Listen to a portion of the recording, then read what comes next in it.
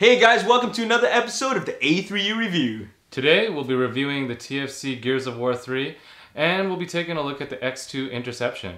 And we're also going to take a look at a couple of more third-party products at the Retro and Relevant 2 Toy Show held in East Vancouver. We're your hosts, I'm Boris. And I'm Alex, and you're watching the A3U Review.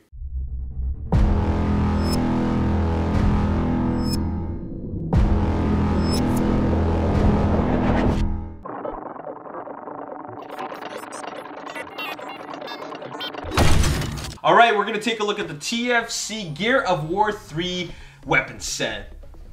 Boom! There's the box! Whoa. Check that out! On the back, it shows you a synopsis of what you're going to get, and I'm going to show you exactly what's in the box. Let's take a look. Comes with the instructions. This is your typical style plastic tray style packaging for your figure. Without further ado, let's take this guy out. Yeah. So what we're gonna do right now is we're gonna assemble the guns. All right, so we're gonna start off with this piece right here. So how it works with this one is, this is the handle for Metroplex. Oh, so there's your gun. Yeah. You can also make smaller guns. So there's kind of like, this kind of a... Oh yeah, very simple. Yeah, I mean, it looks pretty good. Cool. Yeah, so that's what it looks like. What about this guy? This is like the main primary weapon, right? Yeah, so this one looks really similar to the gun that comes with Metroplex, and it pretty much is held the same way. Yeah. And again, very simple. You're just attaching the handle. And then... there's your gun! Voila! Pretty... Awesome. Let's see what they look like on Metroplex. So this is the kind of the main gun that mimics the styling of the original gun. And then I put one actually on his shoulder. The nice thing about Metroplex is he's got all these like standard peg holes so that you can actually fit a lot of standard weapons on him, and it's kind of fun. These are like the shoulder guns that point upwards, which we've replaced, and they are these ones, which we took off, and obviously we put the TFC ones on there instead. And another thing that we have is of course the other gun, and this is the gun on his left hand, and it's pretty simple. We just slapped on the handle, and there it is. You still have a few other pieces left over from the kit. Yeah. These weird looking hands, but you know, everything has some standard pegs on them, so this is a lot of fun, this set. You can basically put anything anywhere you feel that looks good on Metroplex, and it really does give him this arsenal and makes him look, you know, quite menacing. Maybe we should take a look at what the robot looks like. Here we have the robot mode. Personally, I think it looks great. It's really cool that these pieces aren't just a weapon. Yeah. They do actually serve another purpose. Aside from the huge hulking forearms and the hands, other than that, everything else about it is great. I mean, the rest of the proportions are great. I love the big legs here because it gives it that kind of an imposing look. I love how missiles are sticking out of his back, making him look like a fully weaponized robot. You know, he's got guns on his forearms, so what's not to like? And I think scale-wise, he scales quite nicely with Metroplex over here. Yeah. He's a lot of robot for the money. I think this is just a bonus that he turns into all these like cool guns that and add-ons that Metroplex can have. All right, let's give this guy a score. So for aesthetic, I give this guy an 8. And I think the proportions are great. I like all the little angles here and there, and color-wise, it just looks perfect. I have no complaints about anything other than the arms. My feeling is very much similar to Alex's. I give it a 7.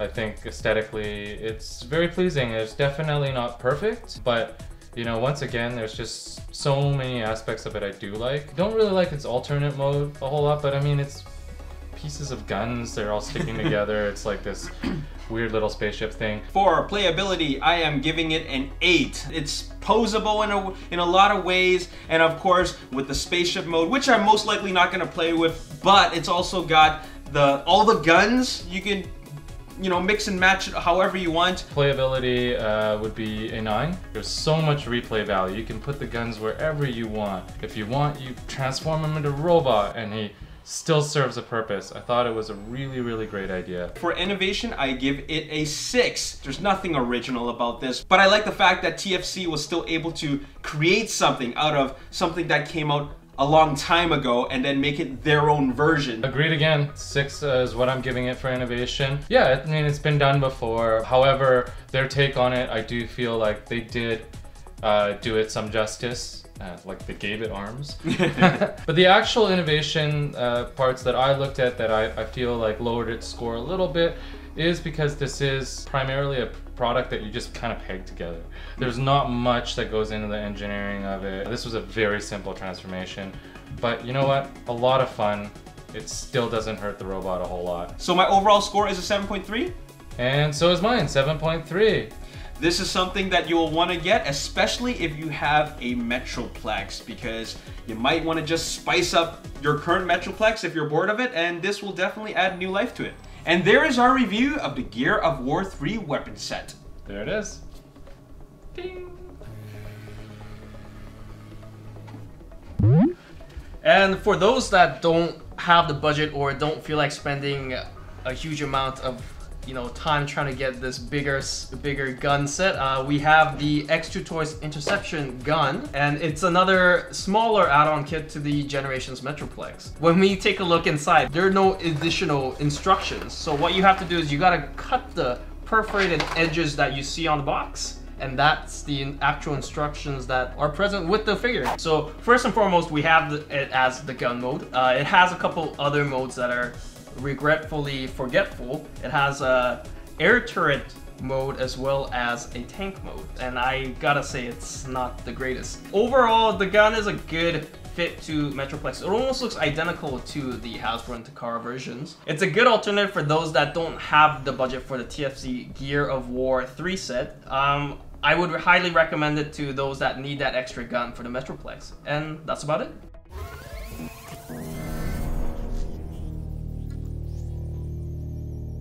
We are here at the Retro and Relevant 2 toy show here in East Vancouver, and we're here with Boris. Hello. Over at the toy show, there's going to be lots of toys, including third-party products. Let's check out what Render Form has. This is a new robot coming out. It's a Mech Ideas robot. Render Form has, in my opinion, created some amazing head sculpts here to complement this figure.